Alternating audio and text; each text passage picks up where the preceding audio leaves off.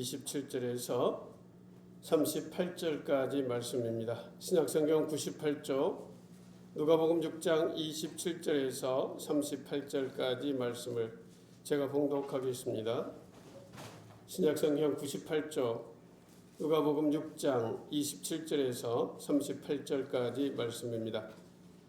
그러나 너희 듣는 자에게 내가 이르노니 너희 원수를 사랑하며 너희를 미워하는 자를 선대하며 너희를 저주하는 자를 위하여 축복하며 너희를 모욕하는 자를 위하여 기도하라.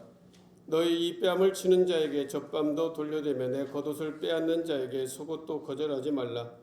내게 구하는 자에게 주며 내 것을 가져가는 자에게 다시 달라 하지 말며 남에게 대접받고자 하는 대로 너희도 남을 대접하라. 너희가 만일 너희를 사랑하는 자만을 사랑하면 칭찬받을 것이 무엇이냐? 주인들도 사랑하는 자는 사랑하느니라. 너희가 만일 선대하는 자만을 선대하면 칭찬받을 것이 무엇이냐? 주인들도 이렇게 하느니라. 너희가 받기를 바라고 사람들에게 구워주면 칭찬받을 것이 무엇이냐? 주인들도 그만큼 받고자 하여 주인에게 구워주느니라.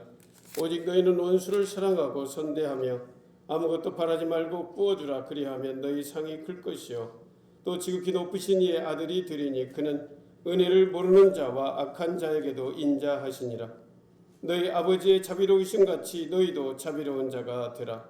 비판하지 말라. 그리하면 너희가 비판을 받지 않을 것이요 정죄하지 말라. 그리하면 너희가 정죄를 받지 않을 것이요 용서하라. 그리하면 너희가 용서를 받을 것이요 주라. 그리하면 너희가 줄 것이니 곧 후히 되어 누르고 흔들어 넘치도록 너희에게 안겨주리라. 너희가 헤아리는 그 헤아림으로 너희도 헤아림을 도로 받을 것이니라. 아멘. 어제도 지난주도 누가복음에 우리가 새벽 묵상 말씀으로 여러분과 함께 교회가 새롭게 되어야 할 모습에 대해서 함께 나누었는데요. 오늘도 본문을 통해서 우리에게 주시는 누가복음의 말씀이지만 주제와 딱 합당한 그러한 모습이라고 할 수가 있겠습니다.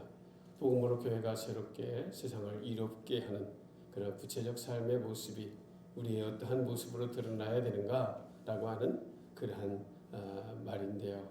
오늘 본문에 여러분 성경에도 다 소제목이 있죠. 소제목 뭐라고 써 있습니까? 원수를 사랑하라. 참 우리 삶의 자리가 원수의 문화 속에 살아가는 듯한 그러한 세상을 저와 여러분이 살아가고 있습니다. 그렇죠? 드라마를 봐도 원수에게 복수하는 그러한 드라마가 거의 대부분의 드라마의 내용이라고 할 수가 있죠. 그렇죠, 여러분? 저는 뭐 그렇게 드라마를 아주 고정적으로 보지는 않지만 제 아내가 보는 드라마를 훔쳐 가끔 보기도 합니다. 근데 보면 다 복수예요, 복수. 자신에게 뭐 억울하게 했던 일을 그걸 복수하기 위해서 이렇게 저렇게 하는 일들이 다 드라마의 주된 내용인 것을 참 안타까운 마음으로 바라보게 되는데요. 드라마만 그런가요? 여러분의 삶의 자리는 어떤가요? 오래된 이야기지만요. 할머니 할아버지가 TV에 딱 이렇게 카메라 앞에 섰습니다.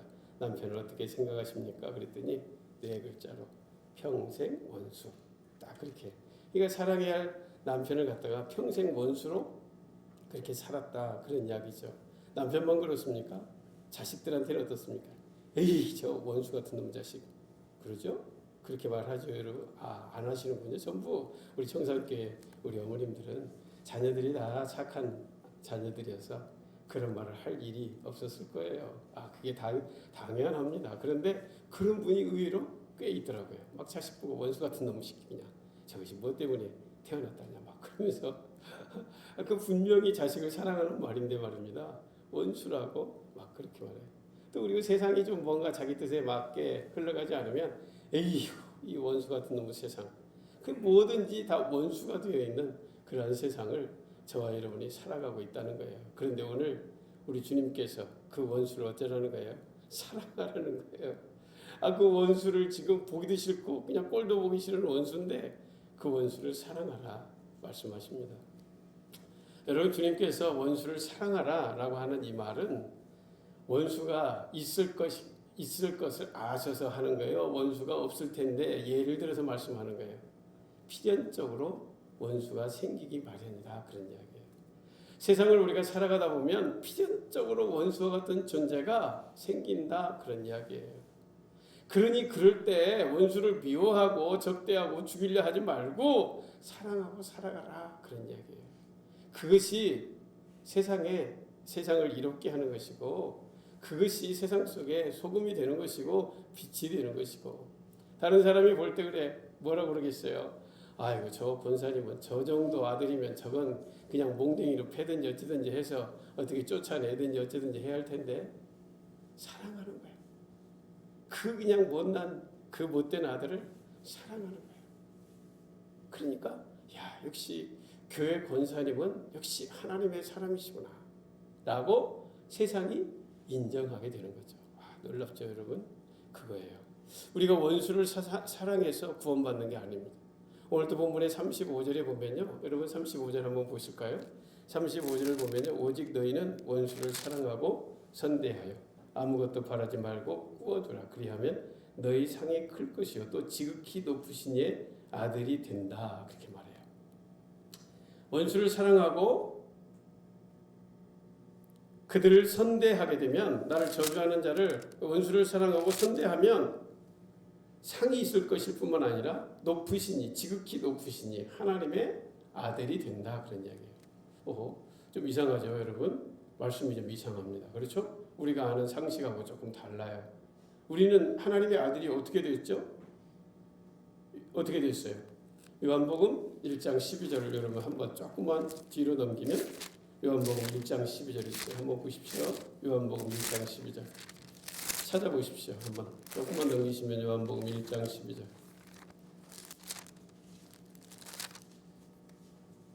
(141조) 다 찾으셨죠? 같이 한번 읽어보겠습니다. 요한복음 1장 12절입니다. 시작. 영접하는 자 곧 그 이름을 믿는 자들에게는 하나님의 자녀가 되는 권세를 주셨으니. 이것이 정답입니다. 예수 그리스도를 나의 구주로 영접하면, 그리고 그것을 믿는 자는 하나님의 자녀가 됩니다. 그렇죠? 그런데 분명히 이렇게 말씀하시고 그것을 우리가 알고 살아가는데, 오늘 35절은 원수를 사랑하고 선대하면 상을 줄 뿐만 아니라 지극히 높으신 자의 아들이 된다. 여러분 좀 이상합니다. 그렇죠?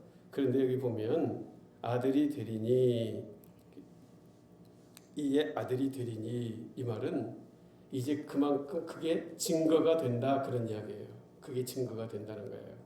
그러니까 예수를 믿고 그 예수님을 믿음으로 우리가 구원받고 하나님의 자녀가 되었다면 그 자녀됨을 무엇으로 증거해내야 되는가? 그 믿음을 무엇으로 보장해내야 되는가? 그것이 바로 원수를 사랑하고 선대하는 것으로 드러나야 된다는 거예요.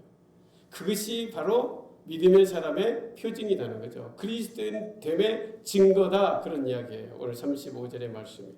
그런 의미로 보셔야지, 이런 원수를 사랑하고 선대하면 내가 하나님의 아들이 되는 거구나. 그러면 예수를 안 믿어도 되겠네?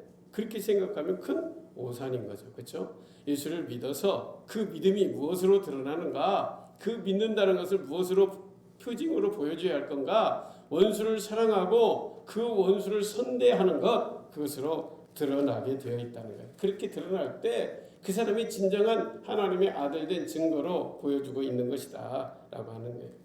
그런데 여러분, 참 이 원수가 어디에 있어요? 저 지옥에 뿔나가지고 막 그렇게 원수가 있나요? 원수가 어디에 있어요? 원수가 너무 가까이 있는 게 문제예요. 원수가 저 멀리 있으면 안 보니까 관계없죠. 원수 같은 사람이 뭘 하든지 신경을 안 쓸 수 있겠는데, 원수가 너무나도 가까이 있어요. 내 남편이 원수가 되고, 내 아내가 원수가 되고, 내 부모님이 원수가 되고, 내 자녀가 원수가 되고, 또 공동체 안에 있는 동료들이 때로는 원수가 되기도 하고, 그런 관계 속에 있다는 거예요. 그러니까 하나님께서 그러한 관계가 있기 때문에 오늘 이 마태복음 5장은요, 이제 산상수훈이라고 그래요. 작년 이맘때 새해를 시작하면서 2021년 시작하면서 팔복의 말씀을 여러분과 함께 나누면서 한 해를 시작했는데요. 딱 지금 그때잖아요. 그죠? 그거는 산상수훈이라 그렇게 말합니다. 그런데 오늘 이 누가복음에 있는 이 말씀은 평지에서 6장 17절에 보면 평지에 서시니 그렇게 써 있어요. 그러니까 이것을 평지수원이라 그렇게 말합니다. 조금 내용이 비슷하긴 한데 문체도 조금 다르고요. 조금씩 다릅니다. 그래서 평지수원 그렇게 이야기하는 그런 본문의 내용이기도 합니다. 조금씩 다르긴 한데요. 바로 이 말씀을 통해서 우리에게 주시는 것은 바로 우리가 이제 그리스도인 됨이 무엇으로 드러나 보여야 되는가라고 하는 거예요. 그러니까 원수를 사랑하고 용서하는 것, 그리고 그들을 오히려 선대하는 것, 선하게 대해주는 것, 그것이 그리스도인 됨의 증거다. 그런 말씀으로 우리에게 하고 있습니다. 여러분 정말 멀리만 있다면 그것이 어느 정도 가능할 것 같아요. 그렇죠? 뭐 멀리 있다면 어쩌다 한번 보는 거니까 그래 내가 하나님의 말씀도 있고 하니까 내 마음은 도저히 용서도 안 되고 사랑할 수도 없고 선대할 수도 없지만 그래 한 번 정도는 내가 해주지 하고 할 수 있겠는데 매일 봐야 되니 그것이 문제가 아니겠느냐는 거예요. 내 이웃을 내 몸처럼 사랑하라 하는 말은 그런 대로 실천할 수 있을 것 같아요. 뭐 어떻게 기회가 되는 대로 좀 실천하면 될 것 같은데 원수를 사랑하라 하는 것은 이것은 너무너무 힘든 그러한 모습이 되는 것이죠. 여러분 그런데 이 원수를 참 이게 내 의지로 내 결단으로 사랑하려고 하면 이게 상당히 힘듭니다. 그리고 할 수도 없습니다. 정말 우리가 어떻게 사랑할 수가 있는가 그 방법이 굉장히 중요하겠죠. 그게 우리가 내 위치를 좀 아는 것이 중요하다라고 할 수가 있습니다.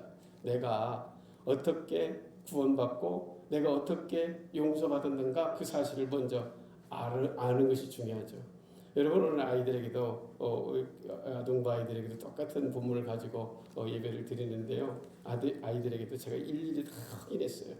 네가 어떻게 예수 믿고 구원받았냐? 네가 한 일이 뭐냐 도대체가? 네가 예수 믿고 구원받아서 하나님의 자녀 되었는데 요한복음 1장 12절을 읽어주면서 하나님의 자녀가 되는데 그 하나님의 자녀 되는 일에 네가 한 일이 뭐냐? 아무것도 없죠. 한 게 없습니다. 여러분도 아무것도 한 게 없습니다. 예수님을 여러분이 믿고 하나님의 자녀 되기까지는 여러분이 한 일이 아무것도 없어요. 오직 우리 예수님이 우리를 긍휼히 여기셔서 하늘 보좌를 버리시고 이 땅에 오셔서 십자가에 우리의 죄를 대신 지시고 죽어주신 거예요. 그 사실을 우리가 믿은 것, 그 단 한 가지. 그 믿음도 주님이 주신 거죠. 내 믿음도 사실은 아니에요. 주님이 우리에게 주신 믿음입니다. 그게 내가 아무것도 한 게 없어요. 그런데 하나님이 나를 자녀 삼아 주신 거예요. 용서해 주신 거예요. 그러니 이제 그 은혜로 우리가 살아가는 사람이라면 아무것도 한 것이 없는 그러한 사람을 하나님이 용서해 주시고 그래 주셨다면 내 삶의 관계 속에서 만나는 그 사람들을 용서하는 것도 당연한 거 아니겠어요? 용서를 받은 자가 용서를 실천하지 않는다면 어떻게 될까요? 감옥에 가두어집니다. 그렇죠? 탕감받은 자가 그 엄청난 1만 달란트를 탕감받은 자가 100데나리온을 용서하지 않으므로 감옥에 다시 들어가잖아요. 여러분 똑같은 원리입니다. 여러분 오늘 우리가 그러한 은혜로 용서받은 사람이 그 나에게 있는 원수와 같은 존재가 어떠한 상황 가운데 있다 할지라도 그를 용서하지 않는다면 여러분 우리의 용서가 온전치 못한 용서가 용서받지 못할 수가 있다는 거예요. 그 비유의 말씀을 보면 우리가 용서하지 않으면 하나님도 우리를 용서하지 않는다라고 말씀드릴 수가 있게 되는 거죠. 여러분의 아픈 마음이 있으실 것입니다. 정말로 나름 상황과 환경 그런 어떤 조건이 있었을 것입니다. 그런데 우리 주님은 오늘 분명히 우리에게 더 말씀하시고 오늘 보면 28절에 어떻게 선대할 수 있는가? 너희를 저주하는 자를 위하여 축복하라는 거예요. 그리고 너를 모욕하는 자를 위하여 기도해 주라는 거예요. 여러분 힘든 일입니다. 나를 저주하는 자에게 축복한다? 나를 모욕하는 자에게 기도한다? 결코 쉬운 일이 아니죠. 그러나 하나님이 주신 은혜를 생각하면 나도 씻을 수 없는 죄인이요 용서받을 수 없는 죄인이었다는 사실을 내가 생각할 때에 우리는 그러한 기도를 할 수가 있게 되는 거죠. 사실은 여러분 굉장히 이게 원수라고 하는 것이 굉장히 주관적 개념입니다. 그렇죠? 나에게는 정말 평생 원수와 같은 그러한 사람인데, 원수와 같은 사람인데 누구에겐가는 아주 소중한 아들이 될 수도 있고, 누구에게는 아주 소중한 은인이 될 수도 있고, 그렇죠? 나에게는 원수가 분명한데 다른 사람에게는 그 사람이 아주 천사와 같은 존재일 수도 있어요. 아주 꼭 필요한 사람일 수도 있다는 이 말이에요. 그러니까 주관적인 거죠. 나하고 관계 속의 원수지 다른 사람하고 관계 속에서는 천사일 수도 있고, 더더욱 누구에게는, 저 위에 계신 하나님께는 소중한 한 영혼이라는 거예요. 하나님이 보실 때는 다 소중한 한 영혼이라는 거예요. 내가 볼 때는 나에게는 원수와 같은 존재일지 모르지만 누구에겐가는 소중한 남편이고, 누구에겐가는 소중한 아내이고, 누구에겐가는 소중한 내 생명과도 바꿀 수 없는 자녀이고, 그럴 수 있다는 거예요. 그렇죠, 여러분? 그런데 그 관계보다 우리 하나님께는 자신의 독생자 예수님을 주고 바꿀 만큼 귀중한 한 생명이라는 거예요. 그렇죠. 하나님이 세상을 이처럼 사랑하사. 여러분, 하나님이 여러분만 사랑한 게 아니에요. 온 세상을 사랑하신 거예요. 그래서 독생자를 주셨으니, 여러분 온 세상을 다 사랑하는 거예요. 나하고 원수된 그 사람까지도 하나님이 사랑하셨다는 말이에요. 그러니 여러분, 우리는 미워해야 할 대상이 있어서는 안 되는 사람이 바로 저와 여러분이에요. 누군가 원수로 생각하고 살아가서는 안 되는 사람이 그리스도인 된 저와 여러분의 삶의 모습이 되어야 된다, 그런 이야기예요.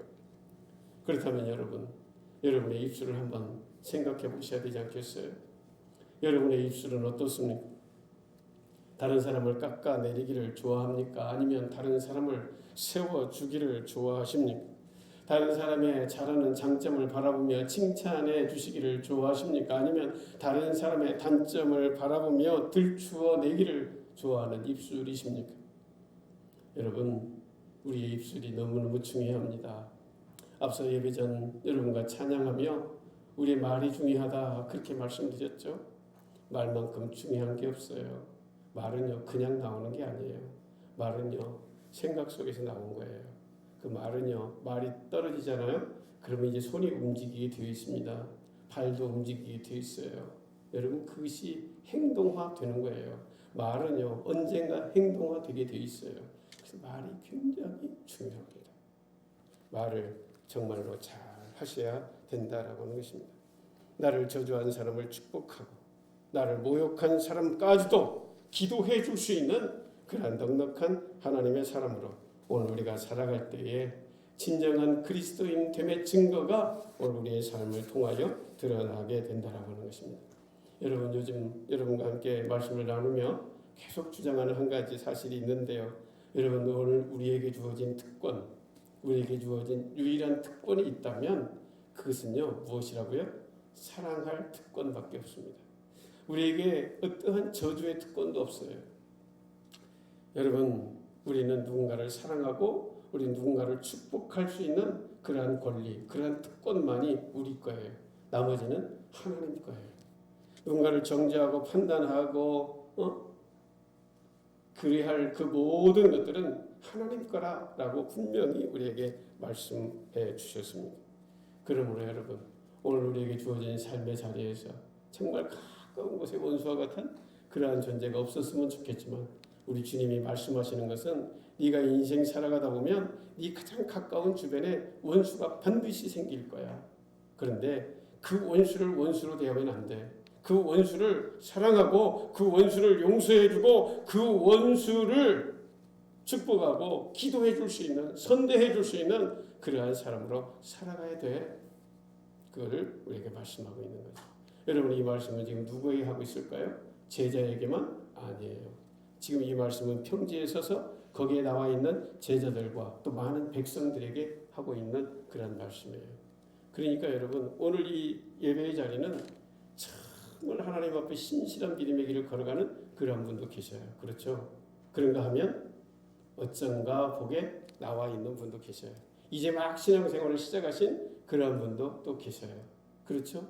하나님 앞에 결단하고 믿음의 길을 걸어가려고 하는 사람도 계시고, 결단을 했지만 아직 행동으로 옮기지 못하고 뭔가 그냥 이렇게 이쪽 저쪽 한 발 한 발 이렇게 있는 그런 분도 계시고 이제 막 예수님이란 그 소문을 들었는데 신앙생활 한번 시작해 볼까 하고 나와 계신 그런 분도 계실 수 있다는 얘기예요. 그런데 여기 그 많은 백성 속에 다 포함되어 있는 거예요. 그러한 사람들 모두에게 오늘 이 말씀을 주시고 있다 그런 얘기죠. 그러므로 여러분 오늘 이 아침에 나와 있는 저와 여러분 목사인 저와 여러분 모두에게 주시는 하나님의 말씀이다 라고 하는 사실을 여러분 꼭 기억하셔야 될 것입니다. 여러분 오늘 본문을 보면요 구체적으로 계속해서 말씀하십니다. 29절에 보면 너는 입밤을 치는 자에게 젖밤도 돌려대며 내 겉옷을 빼앗는 자에게 속옷도 거절하지 말라. 우리가 작년에 아주 구체적으로 여러분과 많이 나누었던 그런 말씀이기도 한데요. 이제 마태복음에는 이제 왼뺨을 하면 오른뺨도 돌려대라라고 하는 이제 그 말씀으로 표현되어 여기서는 입밤 젖밤으로 이렇게 이제 기록이 되어 있습니다. 똑같은 그런 표현이겠죠. 그런데 여러분 이 말씀이 무슨 말이에요? 왼편 치면 입밤 치면 입밤도 돌려서 떼요. 그리고 대주라는 말일까요? 그런 말은 아닙니다. 그러한 마음은 뭐냐? 그러니까 이제 원수를 사랑하는 방법으로 그렇게 하라는 거죠. 그러니까 보복을 하려고 하지 마라 그런 이야기예요. 복수하려고 하는 그런 마음을 갖지 말라 그런 마음이에요. 그러니까 입밤 맞으면 입밤도 맞을 정도로 그냥 그렇게 맞아주라는 거예요. 복수하려고 하지 말라는 거예요. 근데 사실 우리는 어때요? 한 대 맞으면 두 대를 패도 시원치가 않아. 그죠? 한 대 누구한테 뺨을 한 대 맞으면 이제 성질이 나가지고 따닥 두 대를 쳐도 속이 시원하지가 않아요. 그렇죠? 우리 마음이 그렇습니다. 정말 그래요. 한 대 맞고 두 대를 쳐도 시원치가 않아요. 그냥 확 어떻게 해놔야 좀 속이 시원할 것 같은 그런 생각인 거죠. 그런데 오늘 주님이 뭐라고요? 한 대 맞으면 또 돌려대서 맞을 수 있는 그러한 여유를 가지라는 거예요. 복수하려고 하는 그러한 분노의 마음을 갖지 말라 그런 말씀을 강조함으로 하고 있는 거죠. 똑같은 말입니다. 겉옷을 빼앗는 자에게 속옷도 거절하지 말라 하는 그 말도 마찬가지죠. 여러분 겉옷 빼앗고 가는 자에게 야야 갖고 가는 김에 속옷도 갖고 가시까 예를 들어서 그런다면 그거는 더 이제 혼나는 계기가 되는 거죠. 그건 무슨 약 올리는 것도 아니고 조롱하는 것도 아니고 그렇게 되는 거잖아요. 그러니까 겉옷 가지고 가는 자에게 속옷까지도 줄 수 있는 넉넉한 마음을 가지라는 거예요. 그러니까 보복하려고 하는 마음은 이만큼도 갖지 마라. 원수를 갚으려고 하는 그런 마음을 갖지 말라는 거예요. 그건 내가 한다. 하나님이 하시겠다라고 하는 그러한 말씀인 것이죠. 이어지는 말씀도 바로 다 그런 말씀입니다. 30절 내게 구하는 자에게 주며 내 것을 가져가는 자에게 다시 달라하지 말며 다 이제 그런 말씀입니다. 여러분 우리가 예수를 믿다 보면요 우리에게 그런 사람들이 있어요. 예수 믿는 것 때문에 손해 봐야 할 때가 있죠. 그렇죠? 정말 그런 때 많이 있습니다. 예수 믿어야 되기 때문에 예수 믿는 것 때문에 우리가 관계 속에서 손해 봐야 할 때가 있어요. 그렇죠? 정말 그런 일이 너무 많습니다. 우리가 세상에서 우리 전복을 이렇게 믿지 않는 사람과 믿는 사람이 딱 이렇게 하고 있는데 믿지 않는 사람이 슬슬 밀고 들어오는 거예요. 그럴 경우가 있어야 돼. 모도에서 들은 소리에 정사는 제가 잘 모르고 모도는 워낙 작은 마을이니까 이제 그런저런 일들을 저도 뭐 다 알 수 있습니다. 그런 경우가 생깁니다. 그러면 예수 믿는 것 때문에 이게 그걸 또 보이지 않게 사랑스러운 걸 또 뭐 따지고 하면 또 싸워야 되잖아요. 내가 그 언제 그랬냐 막 그러면서 싸우면 그게 되겠습니까? 그러니 그냥 알고도 손해를 보는 거죠. 그것이 오늘 우리에게 주시는 말씀인 것입니다. 여러분 이제 31절의 말씀 여러분 함께 나누려고 하는데요. 남을 대접받고자 하는 대로 너희도 남을 대접하라. 여러분 이것이 우리는 이제 황금률이라 그렇게 말합니다. 여러분 왜 이것이 황금률일까? 인간이 살아가는 데 있어서 가장 필요한 보편적 그러한 법칙이기 때문에 그래서 황금률이라 그렇게 말합니다. 인간의 어떤 행위를 규제하는 그러한 대원리이기 때문에 이것을 황금률이라 그렇게 말하고 있는 것이죠. 여러분 어떠한 사람도 부당한 대접을 받고 싶은 사람이 어디에 있겠습니까? 아무도 부당한 대우를 받으려고 하지 않습니다. 누구도 미움을 받고 싶거나 저주의 소리를 듣고 싶은 사람이 없을 것입니다. 그렇다면 너도 그렇게 하라라고 하는 그런 말씀이에요. 너 그런 소리 듣고 싶지 않지? 너 이런 소리 듣고 싶지? 그렇게 해. 그런 말씀이죠. 여러분, 그러니까 다른 사람이 지금 너한테 하는 것처럼 너도 그렇게 하라 하는 그러한 말이 결코 아닌 것이죠. 사람들이 나에게 어떻게 해주면 좋을까라고 하는 그 생각이 있지 그대로 네가 남한테 해주면 돼. 그런 말씀으로 오늘 우리에게 주시고 있는 것이죠. 이어지는 32절 33절의 말씀을 보면요. 너희가 만일 너희를 사랑하는 자만을 사랑하면 칭찬받을 것이 무엇이냐. 주인들도 사랑하는 자는 사랑하느니라. 너희가 만일 선대하는 자만을 선대하면 칭찬받을 것이 무엇이냐. 주인들도 이렇게 한다. 예. 참 요즘에 이 상호주의 이제 각자라고 하는 이런 게 있어요. 그렇죠? 예를 들어서 이런 거죠. 제가 이제 어떤 일이 있어서 누구에게 식사 대접을 아주 거하게 이렇게 차려드렸어요. 그러면 그 식사 대접을 받은 분은 가만히 있습니까? 어떤 계기가 되면 자기가 받은 그것을 그대로 또 이렇게 돌려드리는 그런 게 이제 서로 이렇게 섬기는 그런 모습이라고 할 수가 있겠죠. 보통은 그러죠. 그런데 그거에는 상이 없다는 거예요. 그러니까 내가 누구한테 이렇게 베풀고 그 사람이 나에게 돌아올 것을 어떤 그런 것을 생각하면서 이렇게 베풀고 또 받고 그러면 하늘에 상이 없다는 거예요. 그거는 세상의 사람들도 다 하는 것이야. 그런 말씀이죠. 그런데 뭘 해야 되는가? 여러분 내가 줘도 그분에게는 도저히 다시 돌아올 가능성이 1도 없는 그런 분에게 드려야 된다는 거예요. 그분을 섬겨야 된다는 거예요. 그러니까 내가 누군가에게 베풀어서 그분이 다시 돌려줄 수 있는 그런 정도의 그런 섬김은 상이 없다는 거예요. 그거는 세상 사람들도 다 하는 상호주의 방식이다 그런 이야기예요. 예수를 믿는 그리스도인 된 너희들은 어떤 삶을 살아야 되는가? 돌아올 가능성이 1도 없는 그런 분을 도와드려야 된다는 거예요. 섬겨야 된다는 거죠. 그리고 예를 들어서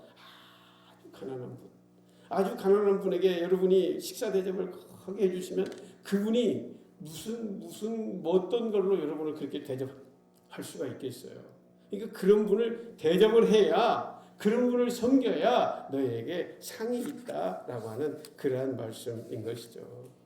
여러분 오늘 하나님께서 우리 예수님께서 우리에게 주시는 이 평지수훈의 이 말씀은 산상수훈과 거의 동일한 그러한 내용으로 우리에게 주어지고 있는데요. 여러분 정말 우리가 믿음의 사람이 되어 그리스도인이 되었다는 그 증거는요. 바로 이런 것으로 삶에 드러나야 되는 거예요. 그것이 진정한 그리스도인이다라고 하는 사실입니다. 오늘 보면 34절은 이렇게 말합니다. 너희가 받기를 바라고 사람들에게 구워주면 칭찬받을 것이 무엇이냐. 주인들도 그만큼 받고자 하여 주인에게 구워준다. 그런 얘기예요. 이 말도 앞선 말과 거의 비슷하죠. 그렇죠? 구워주고 받기를 바라고 구워주면 그러니까 여러분 누군가를 구워줄 때 받으려고 구워주죠. 그렇죠? 그러니까 받을 능력이 안 되는 사람에게 구워주겠어요? 예를 들어서 여러분이 이런 돈 많으신 우리 박수자 권사님이 100만 원만 빌려주면 누구든지 빌려줄 거예요. 왜? 저분은 반드시 갚을 분이기 때문에. 그런데 예를 들어서 저기 길 가는 어떤 거지가 돈 100만 원만 빌려주면 그거는 받을 가능성이 있어요? 없어요? 없어요. 그건 안 구워준단 말이에요. 내가 돈이 100만 원이 있어도. 그러니까 그런 사람을 구워주는 것이 상이 있다는 거예요. 그러니까 받을 수 있는 사람에게 구워주는 거 그거는 상이 없다는 거예요. 그러니까 받을 수 없는 사람에게 그런 가능성이 1도 안 보여도 구워달라고 할 때 구워주면 그게 하나님께서 상급으로 주신다. 칭찬받을 일이다 라고 그렇게 말씀하고 있는 것입니다. 여러분 오늘 이 35절을 보면요. 칭찬에 관한 이런 말씀이 계속 기록되고 있는데요. 오직 너희는 원수를 사랑하고 선대하며 아무것도 바라지 말고 구워주라. 그리하면 너희 상이 클 것이요 또 지극히 높으신 이의 아들이 된다. 앞서서 말씀을 드렸죠. 바로 그러한 삶을 살아가는 것이 그리스도인 됨의 증거다. 그런 이야기인 것이죠. 그렇죠? 이런 일을 선행을 해서 누군가를 섬겨서 내가 아들이 되는 것이 아닙니다. 그거 그렇게 오해하시면 안 돼요. 그건 행위 구원입니다. 그건 잘못되었습니다. 우리는 믿음으로 구원받는 거예요. 그런데 그 구원받은 그 믿음을 무엇으로 우리가 증명하느냐라고 할 때에 바로 이러한 선한 행동들을 통하여 내가 그리스도인됨을 증명하는 그러한 사람이 되어야 된다. 그런 이야기일 것입니다. 여러분, 오늘 우리에게 강조하고 있는 게 있습니다. 원수를 사랑하라 라고 하는 말씀이에요. 그리하면 너희에게 상이 클 것이요 또 지극히 높으신 이의 아들이 된다. 말씀 기억하시고, 원수와 같은 존재가 없기를 바라지만 우리 모두에게는 원수와 같은 존재가 있습니다. 용서하시기를 두려워하지 마십시오. 용기를 내서 용서하시고, 내가 또 누구에게 원수가 되어 있는 듯한 느낌이 있으면 먼저 찾아가셔서 화해를 요청하시기를 바랍니다. 여러분, 그리할 때 우리가 진정한 하나님의 사람으로 평화의 삶을 살아갈 수 있게 될 것이기 때문에 그렇습니다. 기도하겠습니다. 사랑하는 아버지 하나님, 우리의 원수가 있다면, 있어야 된다면 오직 사탄뿐이라는 사실입니다.